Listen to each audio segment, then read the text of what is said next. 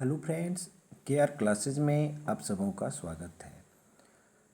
मैं कुछ दिनों से आप लोगों के बीच उपस्थित नहीं था और आप लोगों के लिए लेसन लेके मैं नहीं आ रहा था किसी कारणवश, लेकिन अब मैं नियमित रूप से आप लोगों के लिए पुनः लेसन तैयार कर रहा हूँ और लेसन अपलोड होगा।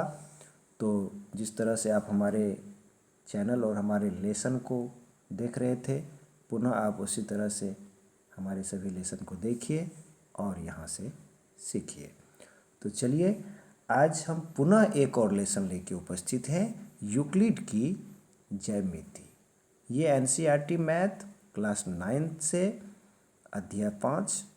तो इसमें आज हम लोग देखेंगे और सीखेंगे अभिगृहित, अर्थात यूक्लिड की जो कल्पनाएं हैं, तो उसी को आज देखेंगे अभिगृहित के रूप में। तो चलिए लेसन को शुरू करते हैं और कुछ सीखते हैं। फ्रेंड्स, यदि आप हमारे चैनल को अभी तक सब्सक्राइब नहीं किए हैं तो प्लीज़ इस चैनल को सब्सक्राइब करिए, और यदि ये लेसन आपको अच्छा लगे तो लाइक, शेयर और कमेंट ज़रूर करें कि ये लेसन आपको कैसा लगा। तो चलिए इस लेसन को शुरू करते हैं और कुछ सीखते हैं। तो चलिए यहाँ पर देख लेते हैं अभिगृहित। अभिगृहित ऐसे गणितीय सत्य हैं जिन्हें सिद्ध नहीं किया जा सकता है, लेकिन इन्हें अंतर्ज्ञान द्वारा स्पष्टता से समझा जा सकता है। अब देखिए, कहता है अभिगृहित को बिना प्रमाण के ही गणित में स्वीकार लिया गया है। जो यूक्लिड के अभिगृहित है उसको बिना प्रमाण के ही उसके कल्पनाओं को या उसके तथ्य को स्वीकार लिया गया है, क्योंकि जो अभिगृहित है वे स्वयं सिद्ध होते हैं, उसको सिद्ध करने की जरूरत नहीं है। तो चलिए आगे देख लेते हैं इसके मुख्य बिंदु कौन कौन है।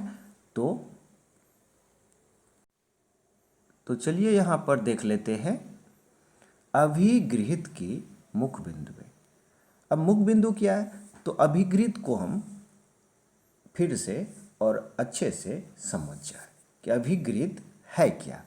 तो चलिए यहाँ पर देख लेते हैं, कहता है अभिगृहित यूक्लिड की कल्पनाएं हैं, अर्थात जो भी अभिगृहित हैं यूक्लिड के, वे यूक्लिड के कल्पनाएं हैं।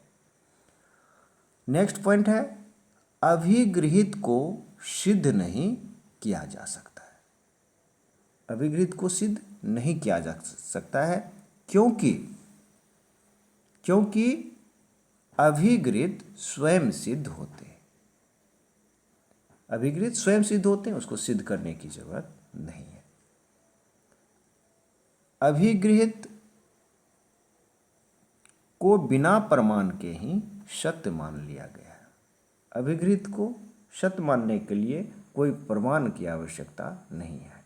आप अपने अंतर्ज्ञान से, जैसे ही यूक्लिड के अभिगृहित को आप देखेंगे तो अपने अंतर्ज्ञान से आपको पता लगेगा, आपकी अपनी समझ से ये पता लगेगा कि नहीं, ये जो अभिगृहित है ये बिल्कुल सत्य है, सर्वव्यापी सत्य है, सभी ने इसको सत्य मान लिया है। तो चलिए नेक्स्ट पॉइंट देख लेते हैं। अभिगृहित को बीजगणितीय अभिगृहित भी कहा जाता है। बीजगणितीय अभिगृहित भी कहा जाता है। नेक्स्ट पॉइंट देख लेते हैं। अभिगृहित मुख्यतः वास्तविक संख्याओं के बारे में अवधारणाएं होती है, और इसका ज्यामिति में भी, आगे भी पॉइंट देख लेते हैं, और यह ज्यामिति में 100% सही होते हैं। अर्थात जब हम बात करेंगे, आगे हम लोग पढ़ेंगे इसके अवधारणाओं को, ठीक है, आगे पढ़ेंगे अवधारणा। तो चलिए यहाँ पर थोड़ा सा देख लेते हैं कि यूक्लिड के होते हैं, अभी हम लोग देख रहे थे अभिगृहित,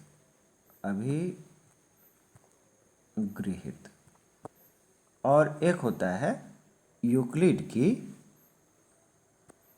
अवधारणाएं।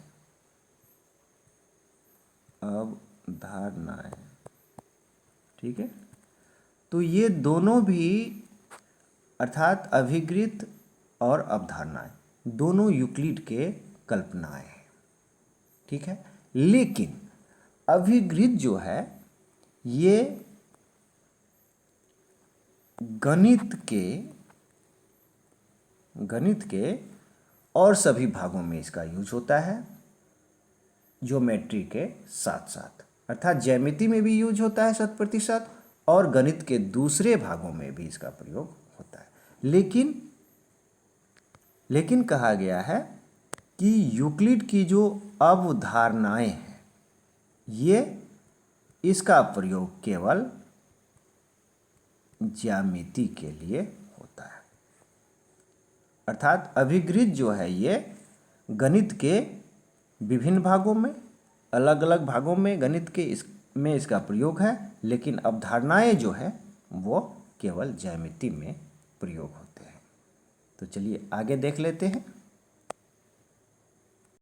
तो चलिए यहाँ पर देखते हैं यूक्लिड के पहले अभिगृहित को। तो यहाँ पर कहता है कि वे वस्तुएं जो एक ही वस्तु के बराबर हो एक दूसरे के बराबर होती है। चलिए इसको समझते हैं। वे वस्तुएं, यहाँ कहता है वे वस्तुएं, अर्थात अब देखिए एक वस्तु ये है और एक वस्तु ये है, ये है ये और ये है आपका बी। ठीक है, वे वस्तुएं अर्थात ए और बी, वे वस्तुएं एक वस्तु के बराबर हो। अब चलिए एक वस्तु और लेते हैं, एक वस्तु और ले लिए सी। अब कहता है वे वस्तुएं अर्थात ए और बी ये जो है सी के बराबर, अर्थात देखिए ए बराबर सी और बी भी जो है ये सी के बराबर है। ठीक है, ए ये दोनों वस्तुएं इसके बराबर है, अर्थात ए बी जो है ये ए बराबर सी, बी बराबर भी सी। ठीक है, तो हम लोग जानते हैं। अब देखिए इसमें स्पष्ट हुआ था बात कि आपको देखने से पता लग जाएगा, अपने अंतर ज्ञान से ये पता लग जाएगा कि ये जो अभिगृहित है ये सर्वव्यापी सत्य है। अब देखिए यदि ए बराबर सी और बी बराबर भी सी, अब देखिए बराबर के राइट साइड में देखिए इधर बराबर है तो लेफ्ट साइड भी बराबर होता है, ये तो जानते हैं हम लोग। तो इसीलिए अब क्या हो जाएगा ए बराबर बी। ठीक है, तो देखिए वे वस्तुएं जो एक वस्तु के बराबर हो एक दूसरे के भी बराबर होते हैं, एक दूसरे के भी ये बराबर होगा। तो ये इसका पहला अभिगृहित है। अब चलिए इसी तरह से हम लोग दूसरे अभिगृहित को देख। तो चलिए यहाँ पर अगले अभिगृहित को देख लेते हैं।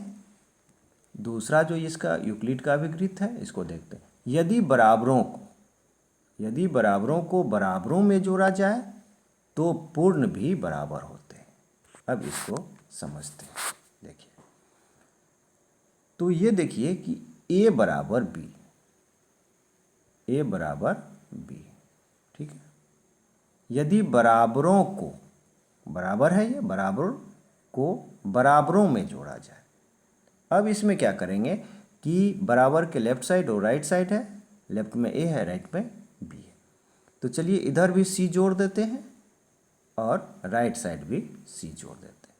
तो ये सेकेंड जो अभिगृहित है, दूसरा अभिगृहित कहता है यदि बराबरों को बराबरों में जोड़ा जाए, अर्थात पुनः जो है बराबर ए बराबर बी है, इसमें बराबर को जोड़ दिया, अर्थात इधर भी सी जोड़े इधर भी सी को जोड़ दिया, तब क्या हो जाएगा, इधर यदि जोड़ दिए तो ये हो जाएगा A plus C, is equal to B plus C.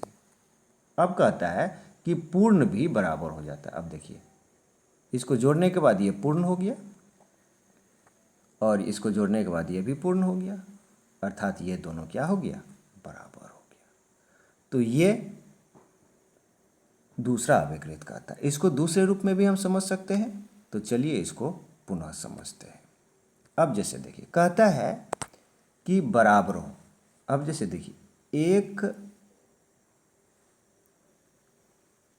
KG सेब, ठीक है, बराबर 1 केजी सेब। सेब ले लिए 1 केजी, 1 केजी सेब इधर भी है और इधर भी है, तो बराबर है। तो बराबरों में, यदि बराबरों को बराबरों में जोड़ा जाए, अब बराबर बराबर दोनों तरफ जोड़ दीजिए। मान के चलिए इधर 1/2 केजी जोड़ देते हैं, 1/2 केजी सेब पुनः जोड़ दिए इसमें, और इधर भी जोड़ देते हैं 1/2 केजी सेब। तब क्या होगा, अब देखिए, इसको यदि ऐड करते हैं तो इधर हो जाएगा 1.5 केजी सेब, इधर भी हो जाएगा 1.5 केजी सेब। तो ये क्या हो गया, ये भी बराबर हो गया, इधर भी 1.5 केजी, इधर भी 1.5 केजी, तो ये दोनों बराबर हो गया। तो ये दूसरा अभिकृत कहता है, यदि बराबरों को बराबरों में जोड़ा जाए तो पूर्ण भी बराबर होते हैं। चलिए नेक्स्ट देख लेते। अब देख लेते यहाँ पर तीसरा अभिकृत को, यदि बराबरों को बराबर में घटाया जाए। तो अब जरा देखिए, ए बराबर बी, ठीक है, अर्थात ए और बी जो है ये बराबर है। तो कहता है बराबरों में, यदि बराबरों को बराबरों में घटाया जाए। अब इसका लेफ्ट साइड और राइट साइड दोनों में बराबर घटा दें, ठीक है। तो चलिए इसको सी यहाँ से माइनस कर देते हैं, इसमें माइनस कर दिए सी, ठीक है। तब क्या होगा, A minus C is equal to B minus C. ये भी क्या होगा, यदि माइनस कर दें, लेफ्ट साइड भी राइट साइड भी, तो इसका कहना है कि शेषफल भी बराबर होते हैं। ये माइनस करेंगे तो शेषफल हो जाएगा, ये माइनस करेंगे शेषफल, तो शेषफल भी क्या होता है, ये बराबर होता है। ये तीसरा कर है। तो चलिए यहाँ पर नेक्स्ट एग्जाम्पल फिर देख लेते हैं इसी में। तो आइए यहाँ पर देख लेते हैं। अब जैसे देखिए, कहता है बराबरों को, अब आइए यहाँ पर देख लीजिए, ये 1 केजी आम बराबर 1 केजी आम, दोनों तरफ 1-1 केजी आम है, ठीक है। तो ये बराबरों को बराबरों में घटाया जाए। अब दोनों तरफ बराबर बराबर घटा दें, जितना इधर घटाएंगे उतना उधर, जितना लेफ्ट साइड उतना राइट साइड। तो लेफ्ट साइड में घटा दें 1/2 केजी, 1/2 केजी, इसको घटा दें, माइनस कर देते हैं। इधर भी 1/2 केजी को आम, तो इधर भी क्या कर दिए, माइनस कर दिए। तो शेषफल कितना हो गया, तो 1 केजी है, उसमें से 1/2 केजी माइनस हो गया, तो रेस्ट बचता है यहाँ 1/2 केजी, 1/2 केजी आम। इधर भी क्या होगा, बराबर 1 केजी में से 1/2 केजी माइनस हो गया, तो इधर भी बचेगा 1/2 केजी आम। तो ये बताता है कि बराबरों को बराबर में घटाया जाए तो शेषफल, घटा दिए तो शेष बच गया, तो ये शेषफल भी बराबर होते हैं। यही है अभिकृत, जो इसको सिद्ध करने की कोई ज़रूरत नहीं है, ये सर्वव्यापी सत्य है, सर्वव्यापी ये सिद्ध है। आपके अंतर्ज्ञान अर्थात अपनी समझ से देखने के बाद ये पता लगेगा कि ये अभिकृत सत्य है। चलिए नेक्स्ट देख लेते हैं। वे वस्तुएं जो परस्पर संपाती हो, एक दूसरे के बराबर होती है। अब चलिए सबसे पहले यहाँ पर समझ लेते हैं संपाती इसको, ठीक है। संपाती, अब जैसे देखिए, एक रेखाखंड ये है, इसको मान लीजिए ए है और इसको मान लीजिए बी। ए बी रेखाखंड है। एक और रेखाखंड है सी डी। अब ये एक संपाती है कि नहीं है? तब जब सी डी रेखा को ए बी के ऊपर डाल दें, ठीक है, तो ये पूरा ढक लेगा, तो ये दोनों हो जाएगा समपाती। ठीक है। अब जैसे एक आकृति ये है और ये आकृति ये है, जब इस आकृति को इसके ऊपर डालेंगे, ध्यान दीजिए, यह हो गया ए और ये हो गया बी। अब यदि बी वाले को ए पर डालें, और थोड़ा सा बाहर आ गया, यहाँ देखिए, बी को यदि ए पर डालेंगे तो ए को पूर्ण रूपेण से ए के आकृति को ये ढक लेगा। तो इस तरह से ये दोनों क्या हो जाता है? समपाती। तो कहता है वे वस्तुएं परस्पर समपाती हों, एक दूसरे के बराबर। यदि ये समपाती हो जाएगा, ए बी और सी डी ये समपाती है, तो ये दोनों क्या होगा? बराबर भी होगा। ठीक है, ये दोनों बराबर भी होगा। नेक्स्ट एक और इसमें समझ लेते हैं उदाहरण। जैसे देखिए, एक रेखा यहाँ पर, ठीक है, अब देखिए, ये है ए, ये है बी, ये है सी और ये है डी। अब आप सोचिए यहाँ कि आपके पास ए बी, एक छड़ इतना बड़ा है, एक छड़ इतना बड़ा है और एक छड़ इतना सी डी, अर्थात 3 छड़ है आपके पास, ए बी का, बी सी का और सी डी का। ठीक है, और एक जो छड़ है ये बड़ा वाला है ए से डी तक, ए डी एक छड़ है। ठीक है, यदि A B plus B C plus C D तीनों को जोड़ दें, ए बी को, बी सी को और सी डी को जोड़ दिए, और यदि इस पर ए डी, अब ये रखते हैं, देखिए, ए डी छड़ को इसके ऊपर डाल दें तो बिल्कुल इसको ढक लेगा, इसीलिए ये समपाती है, तो ये बराबर भी होगा, अर्थात A B plus B C plus C D बराबर ए डी। ये चौथा जो है ये अभिकृत है यूक्लिड का। तो चलिए नेक्स्ट देख लेते हैं। तो चलिए ये 5वां अभिकृत को देखते हैं। आपको पहले ही बता दिए कि ये जो अभिकृत है ये सर्वव्यापी सत्य है, सभी ने इसको सत्य मान लिया है। इसको अपने अंतर्ज्ञान से आप समझ सकते हैं कि ये सही है। तो चलिए ये 5वां अभिकृत देख लेते हैं। पूर्ण अपने भाग से बड़ा होता है, पूर्ण जो है अपने भाग से बड़ा होता है, ये तो सही बात है। तो चलिए इसको भी समझ लेते हैं।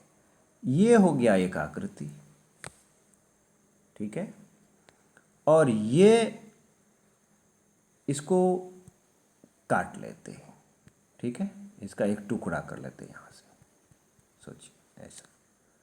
तो इस तरह का एक टुकड़ा निकाल लिए इसका, किससे? ए से। ए से एक टुकड़ा निकाल लीजिए। ये क्या हो गया? इसका भाग। भाग किसको बोलते हैं? एक टुकड़ा को बोलते हैं। इसका एक टुकड़ा है। तब सोचिए, ये कहता है पूर्ण अपने भाग से बड़ा होता है, तो ये इसका टुकड़ा है, इससे तो हमेशा ये बड़ा होगा क्योंकि ये पूरा आकृति है, ये इसका भाग है, टुकड़ा है, तो ये इससे बड़ा। अब देखिए, यहाँ देखने से ही पता लग जाता है कि ये सत्य है। तो चलिए आगे देख लेते हैं। तो चलिए यहाँ पर देख लेते हैं, ये 6ठा अभिकृत है। एक ही वस्तुओं के दो गुणे परस्पर बराबर होते हैं।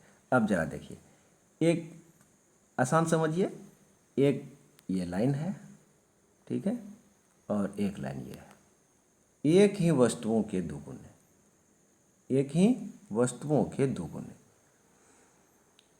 तो ये देखिए, ये वस्तु है, ये वस्तु है।